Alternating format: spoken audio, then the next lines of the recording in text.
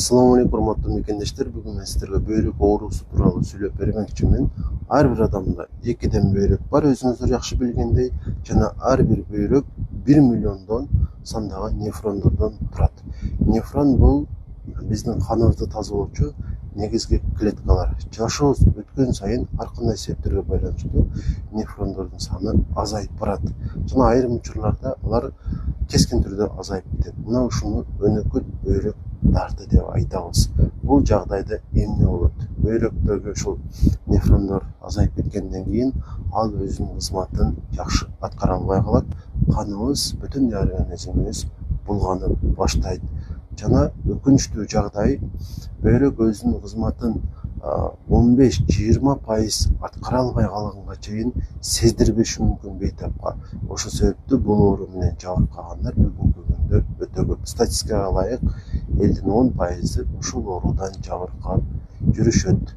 Жана өтө айтканымдай өкүнүчтүүсү көпчүлүгү бул оору менен оорушун билбейт деле. Андыктан сиз дагы бул оору менен оорушуңузду, оорубашыңызды билиш үчүн анализ тапшырып койсоңуз болот.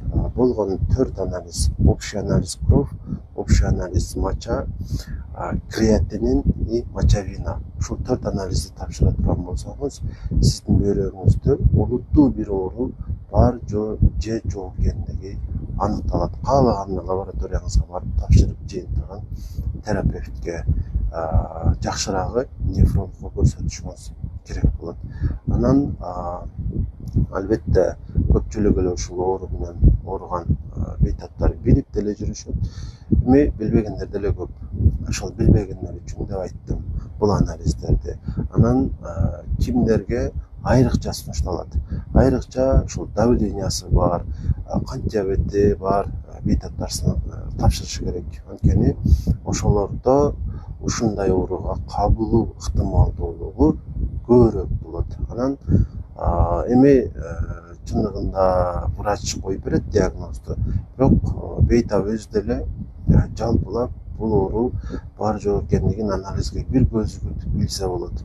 Мисалы, креатинин эркек кишилердики орточо 100ге чейин, аял кишилердики 70-80ге чейин болот. Эми ар лабораториянын референт значениясы ар кандай, нормадан ашыкча болсо, бул ооруга кабылдым деп ойлосоңуз болот. Анан ушул анализ тапшырганда креатинин айталы 120 чыкты, 150 чыкты, же ушудан ашыкча ар кандай сан чыккан болсо, демек сиз ушул ооруга кабылдыңыз. Эми сиздин милдетиңиз ушул креатининди азайтуу эмес, креатининдин андан ашып кетүүсүнүн алдын алуу болуш керек. Себеби аны азайтуунун эч кандай мааниси деле жок. Болгону андан жаман болушунун алдын алууга умтулайлы. Анан албетте бул максатта мүмкүн болушунча биз көбүрөөк маалыматтуу болушубуз керек. Канчалык ушул өзүңүздүн ооруңуз боюнча жакшы маалыматка эгидер болсоңуз, ошончолук оору менен жакшы күрөшө аласыз. Ушул максатта гемодиализге жетпеңиз деген аталыштагы китеп чыгарганмын. Бөйрөк оорусу боюнча толук маалыматтар камтылган.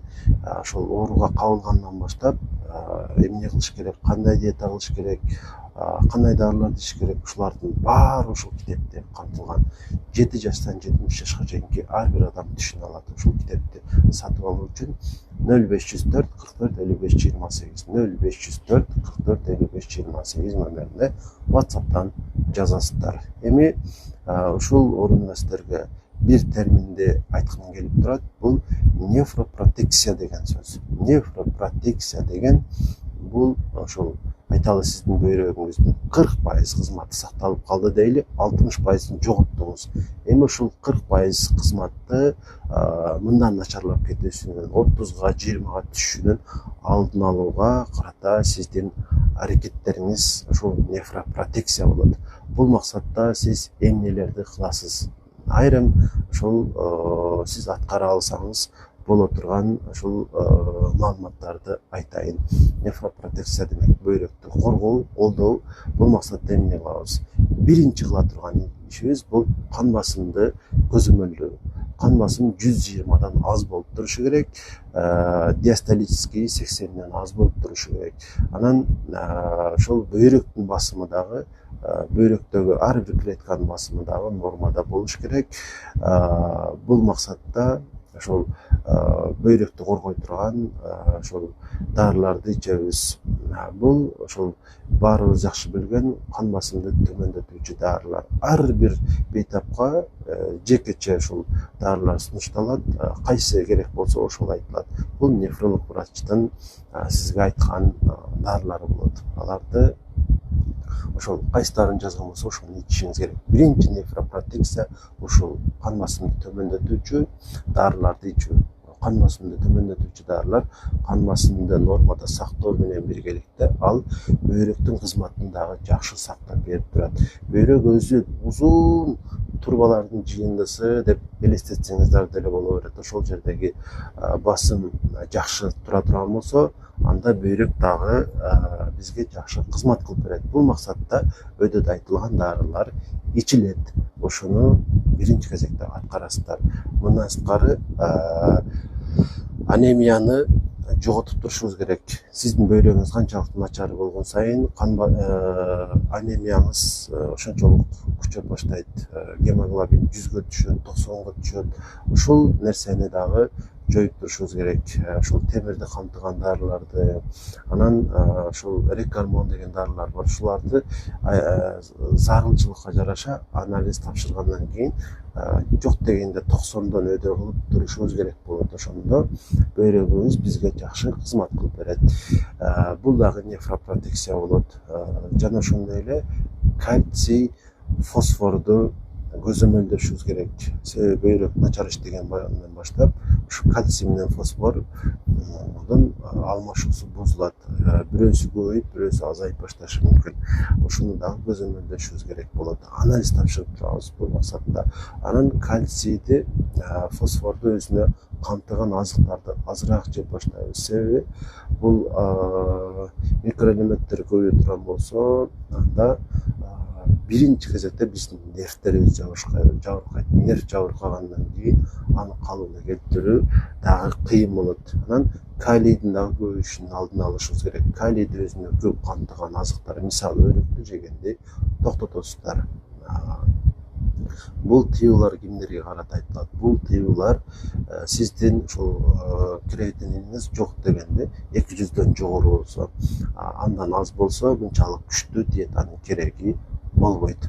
Анан тузду дагы мүмкүн болушунча ашыкча жебегенге умтуласыздар. Анткени ушул туз канчалык көп болгон сайын бөйрөк дагы кыйналып иштейт. Тузду өзүнө көп камтыган азыктарды жебейсиздер. Ушул нефропротекциялар болот. Негизги мындан сырткары диета кыласыздар. Диетада ушул өзүнө белокту ашыкча камтыган азыктарды азайтабыз. Буга эт азыктары кирет, буурчак азыктары кирет. Жана бул боюнча сиздер өтөдө айтылган китептен маалымат алсаңыздар болот, же болбосо интернеттен кенен маалымат алып алсаңыздар дагы болот. Жана ошондой эле дагы эмне кыла аласыздар? Мүмкүн болушунча бул өзүңүздөрдү аяшыңыздар керек да. Бул кандайча? Эми иштей бериш керек, өтө эле бир бекер жолуп кетиңиздер дебеймин. Мүмкүн болушунча көп отурбай турган, жеңил желпи, ушул ашыкча жүк көтөрбөй турган иштерди кылыш керек. Эркек киши болсоңуз дагы. Анан уйкуну дагы мүмкүн болушунча өз учурунда кылыш керек. Эң башкысы нервди сакташ керек. Болор болбоско бирөө менен уруша бербеңиздер. Болор болбоско ушул түйшөлө бербеңиздер. Ошондо бөйрөгүңүздөр дагы катуу жабыркабайт. Анан ушуну дагы айтып коюш керек, креатинин бир көтөрүлгөндөн кийин ал кайра артка кайтпайт. Айрым адамдардыкы кыска эле жылда, 2 жылда эле мисалы көп болуп кетиши мүмкүн. Айрым адамдардыкы көп жылга чейин, балким өмүр бою дагы көбөйбөй жүрө берет. Бул нерсе ишке ашса албетте өтө сонун болот. Бирок анын көбөйүү ыктымалдуулугу баары бир жөнөкөй бөлөк ооруган адамдардын салыштырмалуу тезирээк болот. Бүгүн сиздерге ушул негизги маалыматтарды айткым келди. ошол жакшылап эстеп калыш үчүн видеону кайра көрүшүңүздөрдү мен сунуштайм. Башкаларга дагы жөнөтүп коюшуңуздарды каалайт элем. Анткени керектүү маалыматтар менен баарыбыз камсыздалышыбыз керек. Бул максатта видеону башкаларга жөнөтөсүздөр, лайк басып коесуздар, анан комментарий жазыш керек. Кандайдыр бир суроо пайда болсо, бөйрөк оорусу боюнча комментарийге жаза бериңиздер. Анан дагы ушул орунда айтып өтүшүм керек. Ушул бөйрөк оорусу боюнча консультация алганы негизинен нефролог врачтарга барасыздар. Бул максатта эгер Ошто же Ошко жакын аймактарда жашасаңыздар, мага деле консультацияга келсеңиздер болот. Байланыш номеримди башында айтып өттүм. Консультацияга келсеңиздер болот. Ал тургай ооруканага жатып дарыланганы келсеңиздер дагы болот. 10 күн бою сиздердин ушул ден соолугуңуздарды жакшылап карап, азыркыга караганда жакшыраак кылып үйүңүздөргө жөнөткөнгө колдон келишинче аракет кылабыз эгерде келе турган болсоңуздар. Бүгүн негизинен ушул маалыматтарды силерге айткым келди. Өзүңүздөрдү жакшырап ден соолугуңуздарды караңыздар. Ал тургай сиздер ушул өзүңүздөрдү ушул бөйрөгүңүздөр ооругандай сезилбесе дагы, бул максатта эмне кылыш керек? Чекап кылып коюш керек, анализ тапшырып коюш керек. Анализдерди врачка көрсөтүп койсоңуздар, сиздерге керен маалымат берет.